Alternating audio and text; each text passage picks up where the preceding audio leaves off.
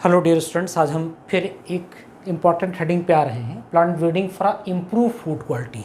यानी जो हमारा फूड है उसकी क्वालिटी इम्प्रूव हो जाए। तो अगर उसकी क्वालिटी इम्प्रूव हो जाए तो सबका पेट भी भरेगा और क्वालिटी न्यूट्रिएंट मिलेगा, किसान का भी फायदा होगा, उसकी क्वालिटी अच्छी होगी और जो खाएगा उसको भी पूरा बेनिफिट मिलेगा कि सारी चीज़ें उससे मिलेंगी। ठीक है, आपको जान के ताजुब होगा कि हमारी पूरी दुनिया में 840 मिलियन पीपल ऐसे हैं कि जो सफिशिएंट अमाउंट में डाइट नहीं पाते हैं।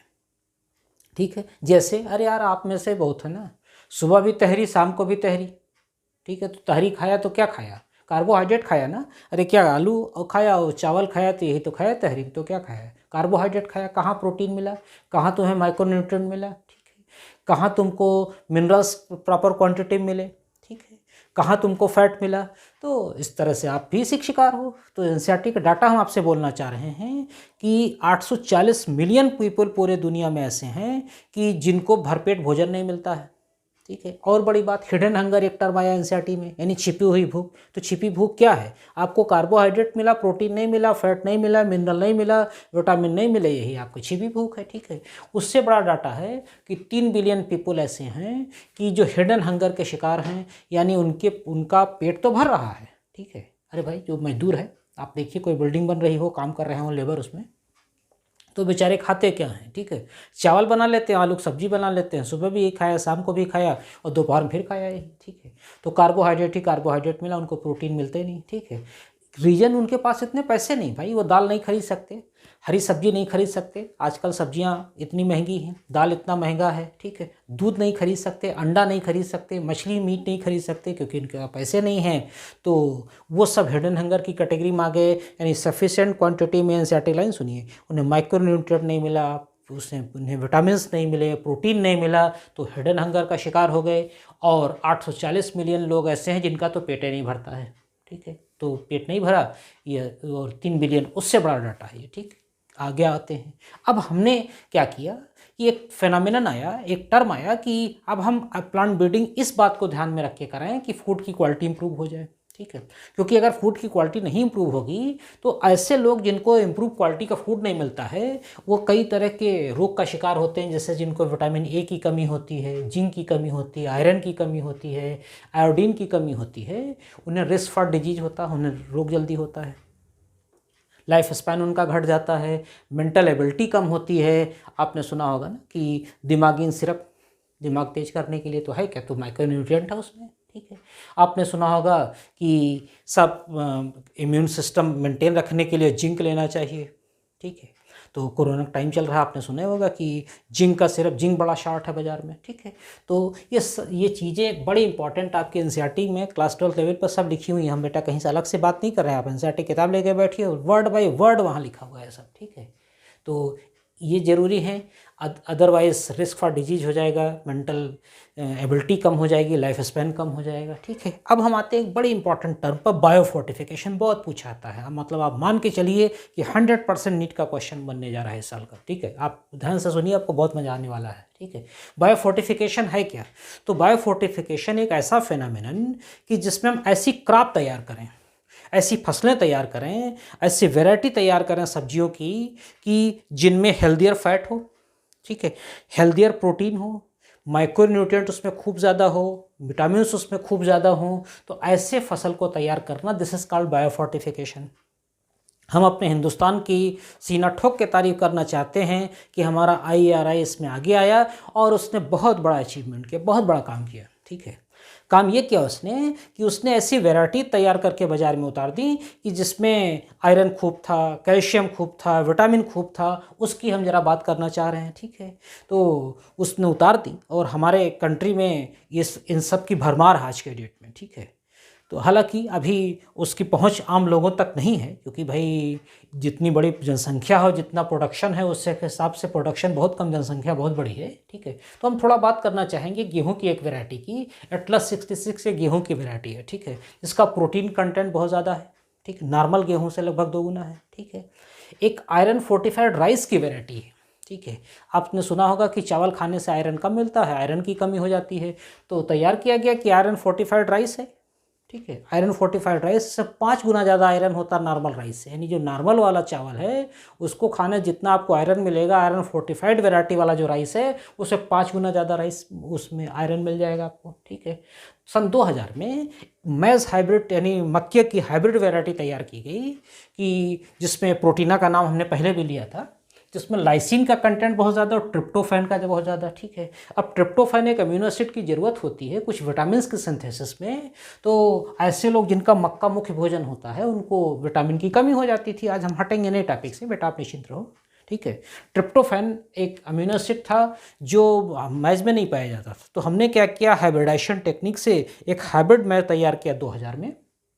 अरे हमने मतलब केसरी सर नहीं है, ठीक है, IRI का क्रेडिट दे रहे हैं, ठीक है, हम अपने वैज्ञानिकों का क्रेडिट दे रहे हैं कि जिसमें ट्रिप्टोफैन लाइसिन का कंटेंट खूब ज़्यादा हो गया तो उस विटामिन की कमी दूर हो गई। मतलब ये 2 अमीनो एसिड हमको उस हाइब्रिड मैच से मिल गया, ठीक है। अरे भाई जो पॉपकॉर्न खाते हैं ना उनके लिए बड़ी अच्छी खबर है। देखा होगा ना कि फिल्म देखने गए और इंटरवल में अगर पॉपकॉर्न नहीं खाया तो समझ लो कुछ काम ही नहीं किया। वैसे हाथ में ले करके वो DP पर फोटो लगाते हैं कि ये पॉपकॉर्न, ठीक है, और फला माल में हमने फिल्म देखी तो पॉपकॉर्न की फोटो, तो ध्यान रखिएगा आप खूब खाइए पॉपकॉर्न, कोई दिक्कत नहीं। 2000 में ऐसी मैज हाइब्रिड बन गया, ठीक, लाइसिन ट्रिप्टोफैन खूब उसमें है, ठीक है। हम कह रहे थे ना IRI, ठीक है, IRI दिल्ली का, this is the Indian agriculture research institute, ठीक। इसकी क्रेडिट ये है कि इसने विटामिन ए एनरिच यानी विटामिन ए की मात्रा खूब ज़्यादा, ऐसी गाजर, ठीक है, कैरेट, स्पिनच, पंपकिन और की वैरायटी तैयार की, ठीक है। यानी ये गरीब आदमी भी अब खरीद लेगा उसको, कैरेट खरीद लेगा, स्पिनच खरीद लेगा, पंपकिन खरीद लेगा, उसको उसमें विटामिन ए खूब मिल जाएगा, ठीक। विटामिन ए की कमी थी ना, या इधर देखो, ठीक है। Vitamin C enrich broad beans, चपटी सेम जिसे कह देते हैं, लबलब एक वैरायटी, ये भी सेम की ही कैटेगरी की है। फ्रेंच, ये भी उसी फ्रेंच, ये बाकला उसी कैटेगरी का है। गार्डन पी, ठीक है, हमारा जो मटर है ये तैयार किया गया, इसमें विटामिन सी की मात्रा खूब ज़्यादा थी, पहले से विटामिन सी बहुत कम था। आयरन एंड कैल्शियम इस एनरिच स्पिनच और बथुआ, ठीक है, यानी स्पिनच और बथुआ तो ये सबकी पहुंच की चीज़ है, तो उसमें आयरन और कैल्शियम खूब ज़्यादा था। तो ऐसी वैरायटी तैयार की गई जिससे एक गरीब आदमी भी इसको खा करके अब न केवल अपना पेट भरे बल्कि विटामिन्स की कमी, मिनरल्स की कमी, इन सभी कमी को दूर कर ले। ये एक इसका बहुत बड़ा बेनिफिट था जिसको अचीव करने में हमारे IRI का रोल है, हमारे हिंदुस्तान का रोल है। और हमने एक हेडिंग बेटा आपका कंप्लीट कर लिया, इम्प्रूव फूड क्वालिटी का, ठीक है। अब हम सिंगल सेल प्रोटीन की बात करेंगे। जैसा कि नाम बता रहा सिंगल सेल प्रोटीन, तो ये नाम बड़ा आपको कंफ्यूज करता है। नाम है सिंगल सेल प्रोटीन, बस आप मान के बैठ जाते हैं कि एक सेल कोई होगी जो प्रोटीन बनाती हो, ये सिंगल सेल प्रोटीन नहीं साहब। सिंगल सेल्ड ऑर्गेनिज्म को हम प्रोटीन डाइट के रूप में यूज़ कर रहे हैं, यही सिंगल सेल प्रोटीन।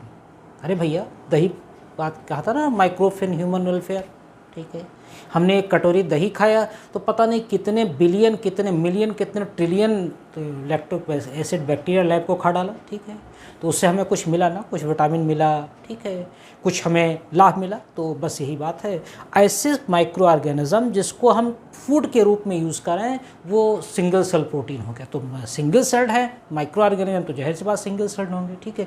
हम इसमें सुधार करना चाहेंगे, सुधार ये करना चाहेंगे कि कई सारे मल्टी सेलुलर ऑर्गेनिज्म भी हैं जो भी प्रोटीन बनाते हैं, उसको भी हम इसमें शामिल करेंगे। तो आप कहोगे साहब ये तो बड़ा अच्छा, हम बकरे का मांस खाते हैं तो हमको वो प्रोटीन मिलता नहीं साहब, ठीक है। फंजाई हैं तो वो multi cellular category, filamentous algae हैं, ठीक है, तो कई सारी सेल्स हो गई। फंजाई हैं जैसे मशरूम की बात करें तो इनसे भी हमें प्रोटीन मिलता है, उस सबको यहाँ शामिल करेंगे, ठीक है। टॉपिक पे लौटते हैं, हमें ज़रूरत क्यों पड़ी? इतनी तो प्लांट ब्रीडिंग हम करा ही रहे थे, हम इतने अच्छे किस्म की दाल की फसल तैयार कर रहे थे, इतने अच्छे प्रोटीन प्रोड्यूसिंग हमने बायोफोर्टिफिकेशन का डाला था, तो हमें क्या ज़रूरत हुई, ठीक है। तो ये ट्रेडिशनल टेक्निक जो हमारी थी, जो हम तैयार कर रहे थे, नो डाउट बड़ी तारीफ़ किया था हमने तब, ठीक है, वो इस बढ़ती हुई जनसंख्या के लिए नाकाफ़ी है। जनसंख्या हम इतनी तेज़ी से बढ़ाते जा रहे हैं पूरी दुनिया की, हम हिंदुस्तान की भी बढ़ा रहे हैं, पूरी दुनिया को बढ़ा रही है, ठीक है, जिसमें इस बढ़ती हुई जनसंख्या का पेट भरना हमारे लिए बड़ा चैलेंजिंग है, ठीक है। आपको जान के ताजुब होगा कि 25% पॉपुलेशन पूरी दुनिया की ऐसी है जिसको सफिशिएंट अमाउंट में डाइट में मिनरल्स नहीं मिल पाते हैं, ठीक है। आपको जान के ताजुब होगा ये 25% की जनसंख्या ऐसी है जो भूख और माल न्यूट्रिशन का शिकार है, ठीक है। किसी को प्रोटीन नहीं मिलता है, किसी को पूरी तरह से पेट नहीं भरता है, किसी को फैट नहीं मिलता है, तो हंगर और माल न्यूट्रिशन का शिकार पूरी दुनिया में 25% जनसंख्या, बहुत बड़ी बात हो गई, 100 में से 25 लोग, ठीक है। अच्छा, अब इसका हम कैसे, इसका क्या अल्टरनेट सोचें, तो हमारे मन में आए, जैसे अभी आपने कहा था ना कि हम बकरे का मांस खाते हैं, चलो ठीक है। आप किसी ने कहा हम सब मुर्गे का मांस खाते हैं, ठीक है। किसी ने कहा साहब हम बीफ खाते हैं। हम एक बात आपसे ये ज़रूर कहना चाहेंगे, हम क्या खाते हैं ये हमारा अपना चुनाव है, ठीक है। हमारा रूम पार्टनर क्या खाता है उसका अपना चुनाव, हमें इससे कोई मतलब नहीं होना चाहिए कि कौन क्या खाता है, ठीक है। तो ये कौन वेजिटेरियन कौन नॉन वेजिटेरियन, ये बहस का मुद्दा नहीं है, ठीक है। हम बात कर रहे हैं एनसीईआरटी की, ठीक। तो एनसीईआरटी में हमारे लिखा हुआ है कि अगर हम चलो नॉनवेज डाइट की तरफ यानी मीट डाइट की तरफ अगर हम शिफ्ट होना चाहते हैं, तो भैया वो बकरा पालोगे ना तो उसको कुछ खिलाओगे तब तो बकरा तैयार होगा आपका 20 किलो का 30 किलो का, ठीक है। मुर्गा आप 1 किलो 1.5 किलो का तैयार करोगे तो उसको कुछ दाना खिलाओगे ना, ठीक है। तो 1 किलो मीट बनाने के लिए 3 से 7 किलो तो हमें अनाज और दाना खिला देना पड़ता है, तो कितना महंगा हुआ। तो अनाज हम पैदा करेंगे तब तो बकरे खिलाएंगे, तब तो हम मुर्गे खिलाएंगे, तो हमको 1 किलो मीट देगा, ठीक है। तो ये भी बड़ा मुश्किल था। तो अब फिर हम पहुँचे माइक्रोब के पास कि भैया हमारी मदद करो। उसने कहा ठीक है ले जाओ। तो कई सारे ऐसे माइक्रोब हैं जो इतने कम समय में इतने ह्यूज क्वांटिटी में प्रोटीन बना देते हैं, उसका जिक्र हम करना चाहेंगे। तो उसमें कुछ एग्जांपल्स हैं जो आपको याद रखना है, जैसे कुछ बैक्टीरिया हैं, जैसे मैथाइलोफिलस मैथाइलोट्रोपस नाम की बैक्टीरिया है जो बहुत तेज़ी से प्रोटीन बनाने के लिए जानी जाती है। इसका हम इस्तेमाल कर सकते हैं। बीजीए ब्लू ग्रीन एल्गी, इसी को हम ब्लू ग्रीन एल्गी का नाम आपने सुने हुआ है, ठीक है। तो साइनोबैक्टीरिया भाई, ये स्पारुलिना और क्लोरेला है, दोनों बड़ा इंपॉर्टेंट। स्पारुलिना का पाउडर बिकता है, मेडिकल स्टोर दुकान पे चले जाओ मिल जाएगा आपको, ठीक है। अच्छा, क्लोरेला है, इसको हम इन सारे माइक्रोब को हम पीस करके पाउडर के फार्म में अलग अलग तरह से प्रोसेसिंग करके हम यूज़ करते हैं, अभी थोड़ा बताएंगे आपको। ईस्ट है, फंगस एक तरह का, कैंडिडा यूटिलिस का नाम आता है, बड़ा इंपॉर्टेंट, ठीक है। मशरूम कमर्शियल प्रोडक्शन के लिए जाना जाता है। क्वेश्चन है, एनसीईआरटी नहीं दिया लेकिन ध्यान रखिएगा कि कमर्शियल प्रोटीन प्रोडक्शन के लिए मशरूम। अरे भाई आज के डेट में शादी में जाइए तो एक डोंगा पनीर का लगा होगा, बगल में मशरूम का लगा होगा। तो बेचारे जो पनीर खाने वाले होते हैं, मतलब पालक का साग खाने वाले होते हैं, तो अपना मन मना लेते हैं कि चलो हमने कलेजी खा लिया मशरूम खा करके, तो बेचारे मशरूमें को मान लेते हैं, खाते हो सोचते हैं कि चलो हम कलेजी खा रहे हैं, ठीक। तो मशरूम खाते हैं वो, ठीक। प्रोटीन का सोर्स है, कमर्शियल प्रोडक्शन प्रोटीन का, ठीक है। फ्यूजरेम गैमिनारम कमर्शियल प्रोडक्शन के लिए जाना जाता, पूछा क्वेश्चन है, एनसीईआरटी में नहीं दिया, ध्यान रखिएगा। अच्छा, अब बात एक और आती है कि सबको तो हम बड़े आसानी से तैयार कर सकते हैं ना। जैसे हम अगर बात करें ईस्ट की, बात करें हम बीजीए की, तो बीजीए हमारा जो सीवर लाइन है उसमें दुनिया भर का जो हमारा वेस्ट मटेरियल उस पर ग्रो करता है, ये बीजीए, ठीक है। पोटैटो प्रोसेसिंग प्लांट, मतलब हमने अंकल चिप्स बनाने की फैक्ट्री लगा रखी थी, तो उसका जो कचरा निकला उसी को हमने इसे ग्रो करा दिया। सीवर लाइन जा रहा था, उसमें से जो कचरा उसी पे इसको ग्रो करा दिया और ला करके धुल धुला खा लिया। आपको तो आप बदबू आ रही होगी कि साहब आप तो कह रहे हो सीवर लाइन से, नहीं साहब। तो हम इसको प्रोसेसिंग करते हैं, प्रोसेसिंग करते समय इसका न्यूक्लियस डिस्ट्रॉय करते हैं, न्यूक्लिक एसिड रिमूव करते हैं, प्रोटीन इसमें खाली देते हैं खाने को। तो ये बात ध्यान रखिएगा कि प्रोसेसिंग के बाद इसे खाया जाता है, ठीक है। तो इस सब आसानी से ग्रो कर जाता है। एक और बड़ा सिमिलरिटी ली गई है हमारी एनसीईआरटी में, तो एक लाइन एनसीईआरटी की हम पढ़ना चाहेंगे। लिखा इन्होंने इसी मैथाइलोफिलस मैथाइलोट्रोपस के लिए लिखा है, बैक्टीरिया के लिए, कि higher rate of protein production, एक सिमिलरिटी ली गई है। ये लिखा इन्होंने, certain bacteria specific like Methylophilus methylotrophus because of its higher rate of biomass production and growth can expected to produce 25 ton protein, ठीक है। 25 टन प्रोटीन, सोचो 25 टन, यानी आपको एक ट्रक पे उतना प्रोटीन लाद नहीं पाओगे, इतनी प्रोटीन इसने प्रोड्यूस कर दिया, ठीक। एक सिमिलरिटी दी गई है हमारी एनसीईआरटी में, मतलब एनालॉजी, बड़ा अच्छा कंपैरिजन है। कंपैरिजन ये दिया गया है कि एक काऊ है हमारी, लगभग इसका वेट 250 kg, 250 ग्राम की काऊ है।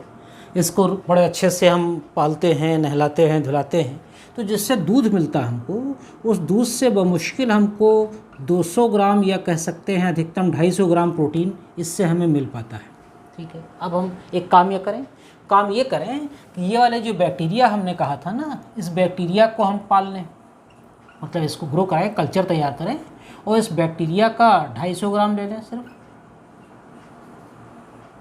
कल्चर मीडियम में इस बैक्टीरिया को हम ग्रो कराएं। ठीक है, जैसा कि हमने आपसे कहा ही था कि पोटैटो प्रोसेसिंग प्लांट है उस पर ग्रो करा देंगे, कहा था ना कि सीवर लाइन जा रहा है ग्रो करा देंगे, भूसा है उसको सड़ा के ग्रो करा देंगे, किसी वेस्ट मटेरियल पर हम ग्रो करा देंगे, बड़ा आसानी से ग्रो कर जाएगा। सुनिए आगे, ताजुब होगा आपको। तो लिखा है एनसीईआरटी में कि ये बैक्टीरिया हमको लगभग 25 टन प्रोटीन पर डे देता है। तो सोचो क्या हमारे लिए बेहतर है, गाय पालें कि बैक्टीरिया पाल लें? अरे भैया आप कहोगे बैक्टीरिया पाल लें, 25 टन प्रोटीन पूरे मोहल्ले खिलाओ नहीं ख़त्म होगा। ठीक है, तो इस तरह से प्रोटीन प्रोडक्शन की एक एनोलॉजी बहुत इंपॉर्टेंट है और हमारा पोल्यूशन भी घटेगा। अरे भाई अगर हम उसको पोटैटो प्रोसेसिंग प्लांट पर या सीवर लाइन पर या मोलेसेस पर, इन सब पर अगर हम ग्रो कराएंगे तो हमारा पोल्यूशन कम होगा, उसमें माइक्रोन्यूट्रिएंट कंटेंट बहुत ज़्यादा हो जाएंगे। तो यानी ज़रूरत इस बात की है कि आज के डेट में हमें इस सिंगल सेल प्रोटीन की डाइट को एक्सेप्ट करना, इस तरफ शिफ्ट होना है। That is very very important thing कि हम अपना प्रोटीन रिक्वायरमेंट को पूरा कर लें। ठीक है, तो ये हमारा था सिंगल सेल प्रोटीन। अब एक छोटा हेडिंग बचा है टिश्यू कल्चर, उसकी हम बात करते हैं बेटा। ये बात यहीं तक। थैंक यू, पढ़िए।